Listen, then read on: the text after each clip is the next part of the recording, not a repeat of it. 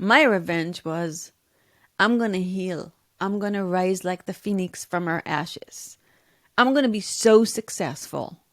I'm going to find true love. I'm going to have the family of my dreams. And thank God, thank God, thank God, thank God I co-created this in my life, where I have a very, very blessed life after a lot of pain. And if I did that, you can do it too. 2, 1, 0.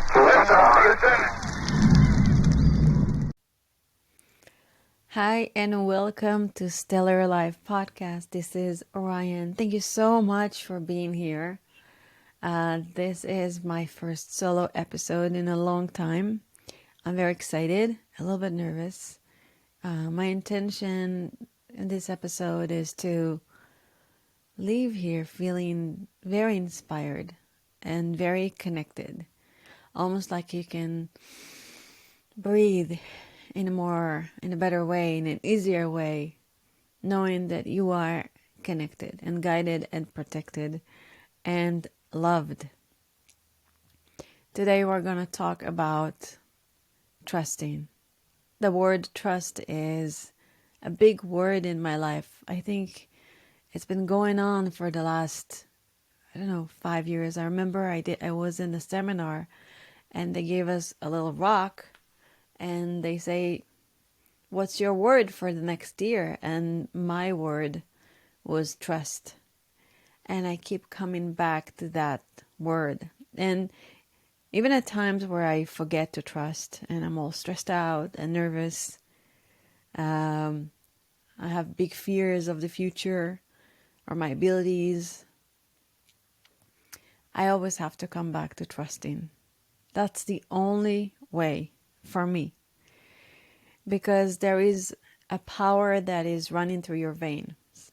There's a power that is making your heart beat without you even thinking about it. There is a power that helps you breathe and make your organs work like you never think about it. There is something, some energy, some source energy, whatever you call it in your tradition. I call it God. That is moving you and shaping your life without you even knowing. Because when you trust and you jump into the unknown saying, God help me, miracles happened. And I had so many miracles happen in my life. And often those miracles are a result of very difficult times. And when you are experiencing rock bottom or a very difficult time, it doesn't look like a miracle.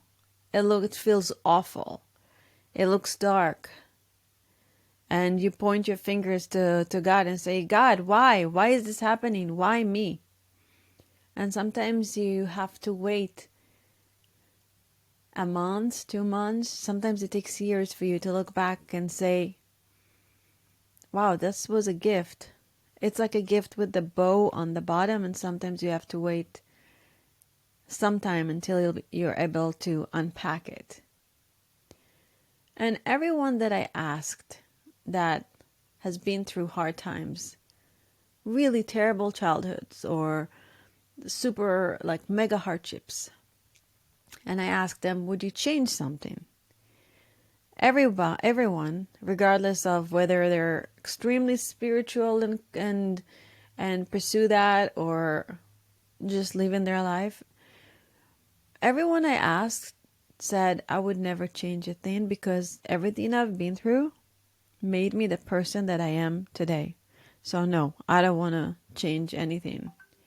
And I know a lot of strong women and men that, like me, experience a lot of hardships in their childhood, a lot of very difficult times, even throughout their lives.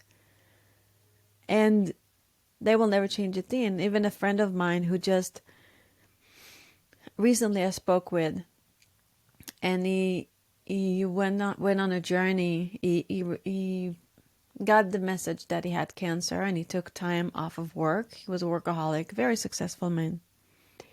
And he took time off of work and went travel the world and experienced things, and then met this lady who's teaching tantra, and they fell in love, and he cured his cancer. And looking back, he's like, I would never change it in the world because it's made me heal. So when you have a hardship, you do have the power to transform. You do have the power to co-create with the divine and turn things into difficult things into beautiful outcomes. Because I believe in the theory of multiple timelines, and that we have the power to change our timelines. So as you are the current you, you have the potential to create different futures for yourself, infinite different futures for yourself. Every mini decision, every thought can shift your destiny. It's like when you're hitting a golf ball, just if you hit it a millimeter here or there, the outcome and where it's going to land, it's going to be very, very different. So you have right now the power to alter your future, the power to change your timeline. It begins with a thought.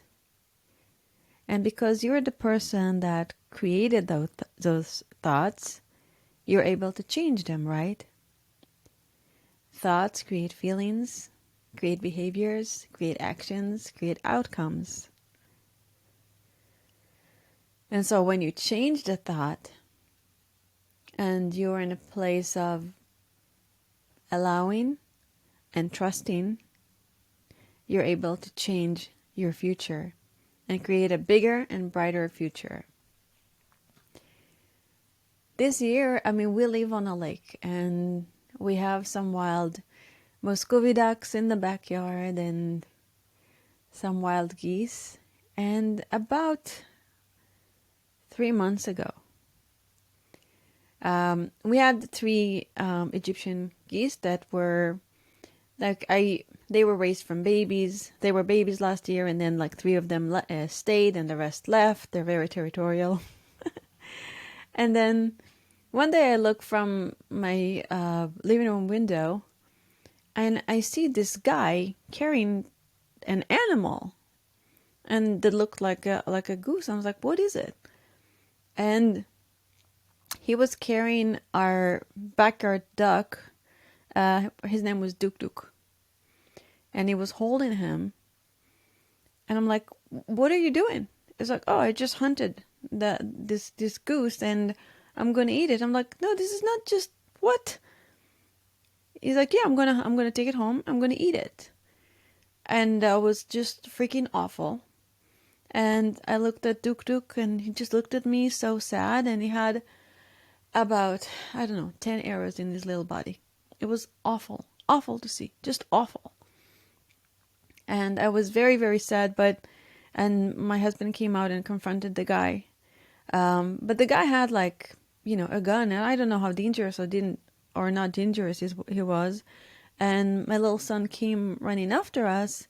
So the only course of action that I took, that I thought was the best thing to do, was to take my son home so he won't witness this duck being so injured, and basically screaming match between his father and this guy who was very not emotional or moved at all, with our saying this is our pet duck, what are you doing?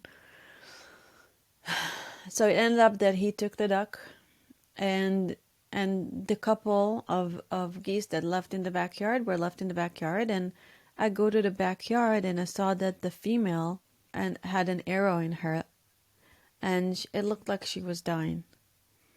And I was very, very sad, very, very sad about that. And I'm like, we tried everything. We called a wildlife volunteer expert, and we even paid her to come and try to catch her so we can take the arrow out so she won't die or get infection.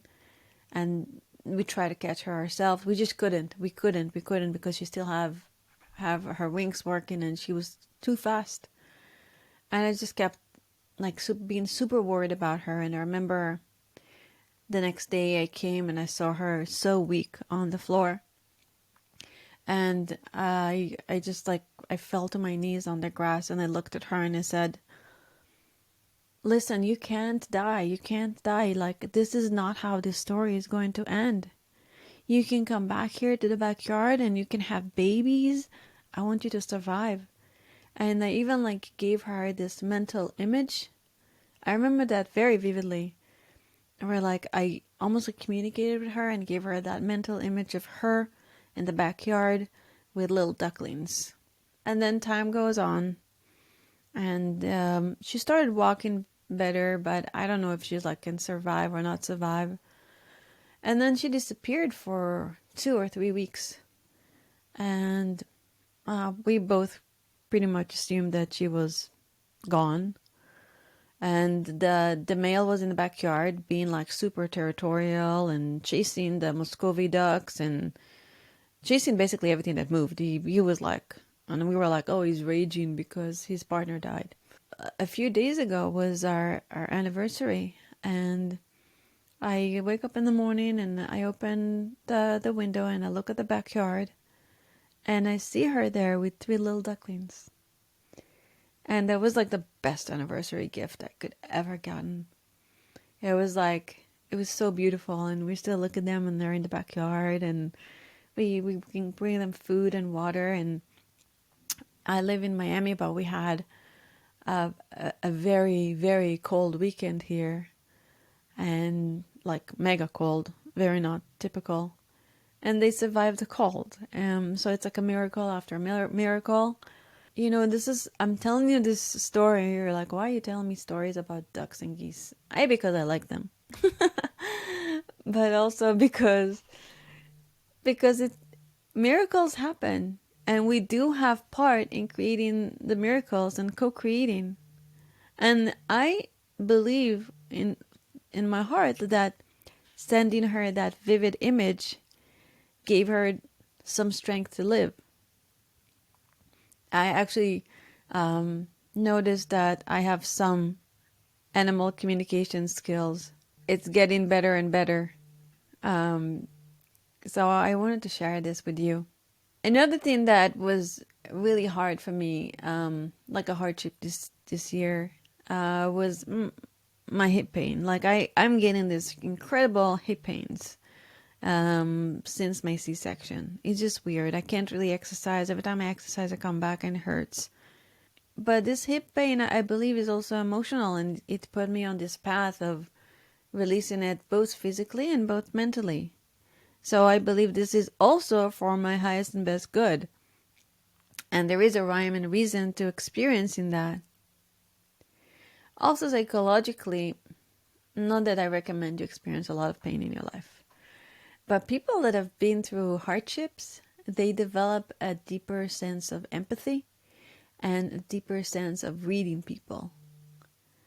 And so I feel like I can read people very, very well, which is a blessing and sometimes not so a blessing. Because a lot of people put on smiles and they don't, like, their voice, tone of voice, and body language don't align with their words. And when you come across this type of behavior, there is always something that feels a little off about it. You sense it. And the more mature I get, I don't want to say older, because I'm getting younger every day, hopefully. The more I'm in tune with that. I wanted to share with you this book that I'm reading to my son, and it's really, really beautiful. It's by Neil Donald Walsh, and it's called The Little Soul and the Sun. And the story is this like little soul come to God, and It wants to realize itself as someone who's forgiven, because the soul already understood that it's the light and all souls are the light. And it wanted to know what forgiveness feels like. And so God says, you're going to go to planet Earth, and I'm going to send I'm going to send another soul that will come and will challenge you so you can experience yourself as forgiveness. And then a little soul steps in and said, I'm going to be that person. I'm going to take my bright light and lower it and be on a lower vibration so you can experience yourself as forgiveness. And the little soul said, what, really? You're going to do this for me? You're going to dim your beautiful bright light and come to the planet Earth just to help me experience myself as forgiveness? Thank you so much. And the soul told him that throughout lifetime, they were dancing together to experience themselves as different things, and they were there for each other. And God said, of course this friendly soul is an angel. Everyone is. Always remember, I have sent you nothing but angels. Every difficult interaction with somebody that you perceive as dark, that hurt you, this is an angel in disguise. This is someone that will give you the opportunity to grow, even if you don't feel like it. And forgiveness is hard. It's not easy to forgive people that hurt you. From my experience, so forgiving doesn't mean forgetting. You don't forget the lessons, you don't forget the hurt, you disconnect from that person if you need to. You don't even have to forgive in person. If the person is maybe dangerous, you can write a letter. And you don't even have to send that letter. The forgiveness act is something that you do for yourself in order to release yourself from the pain. Because when you're angry at somebody else, they don't feel it. It does not move them, especially if they're kind of bad people who don't care anyways how you feel. So you can be mad, and you can be mad for years and let this anger consume you and create stress in your body and trauma and hurt every relationship that you have in your life and create illness in your body. But this doesn't hurt the other person. It's poisonous, and it's poison that you are drinking and hurting yourself. So when you let get of that poison, that anger, when you channel it into different things, this is the win for you. When you let go, you forgive that person, not for him or her, for yourself. You forgive and you let go, and it's a process. You can't forgive immediately after you got hurt. Sometimes it takes months, sometimes it takes a year or two, but you know when you're ready. You make that decision like, I'm tired of being angry. I want to take this energy, and instead of letting it consume me, channel it into different things. Anger is like fire. Fire can be so helpful. You can cook with fire. You can feel warm around the fire, and can feel very cozy and nice. Or it can consume you and slowly kill you. So you take this anger, this fire, and you channel it. I know when I was hitting rock bottom in my life, one of the ways that I channeled anger was, first I had to kind of get rid of the how strong it was, and I took martial arts, and I took mixed martial arts and Aikido, MMA and Aikido, and man, that punching bag, I was like, I probably look really calm and nice, but I was not calm and nice around that punching bag. I'm everything like everyone else. I'm everything. I'm very calm and very not calm. I'm nice and sometimes I'm not nice. I'm everything. So when I was around this punching bag, I was a kick ass. And I would punch and kick and release all this energy. And instead of this energy of anger putting me down and hurting my system, I channeled it to strengthen my body and get new skills. And then I channeled it into the energy of revenge, but not revenge as like, oh, I'm gonna go and like break his mailbox type of revenge, or show him that I date somebody better type of. That's not a revenge that is helpful. My revenge was, I'm gonna heal. I'm gonna rise like the phoenix from our ashes.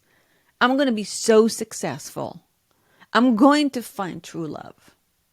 I'm going to have the family of my dreams. And thank God, thank God, thank God, thank God I co-created this in my life. Where I have a very, very blessed life after a lot of pain. And if I did that, you can do it too. It's how you channel your energy. It's what you focus on. It's the words that you tell to yourself when nobody else is listening. It's the silly jokes. Oh, I'm so stupid. I'm so this. I'm so that.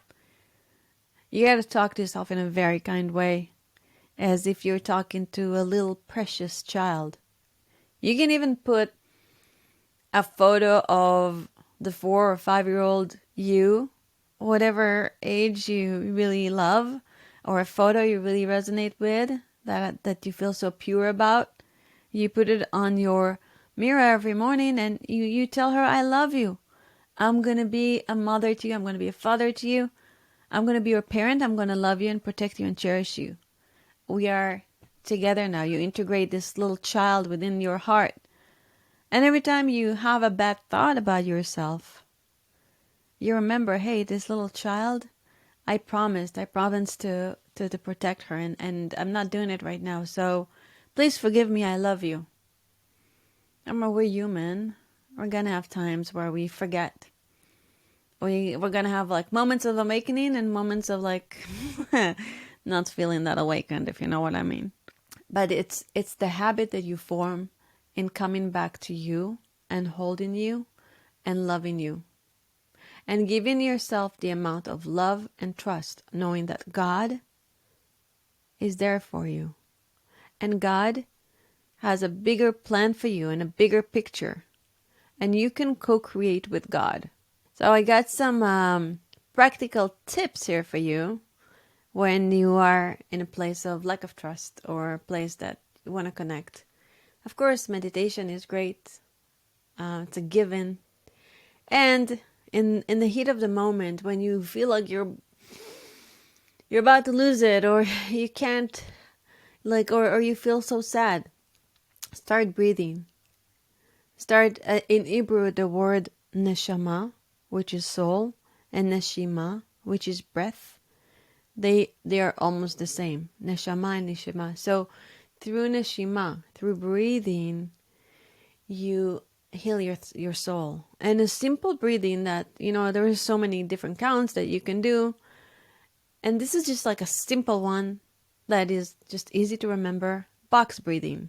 Imagine a box and the number 4444, which is also an angel number. But that's another thing. So you inhale for 4, you hold for 4, you exhale for 4, and you hold for 4 again.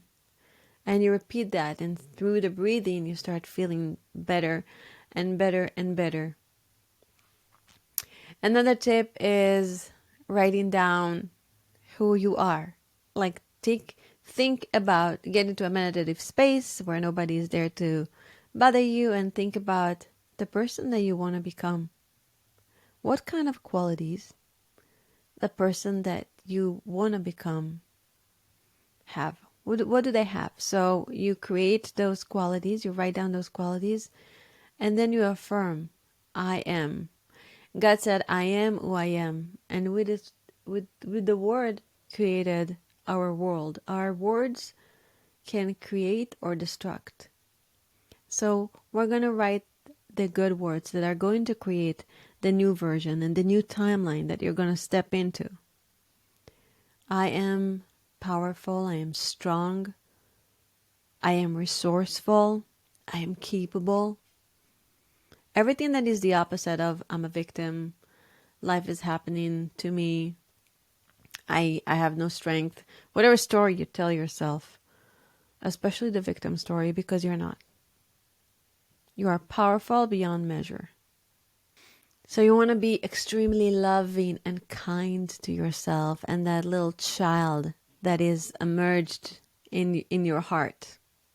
And the reason why you want to be kind to yourself is that you always do the best thing that you know at any given moment. So be kind, be kind, be kind, be sweet to yourself. And celebrate your achievements. When something really good happens, just celebrate it.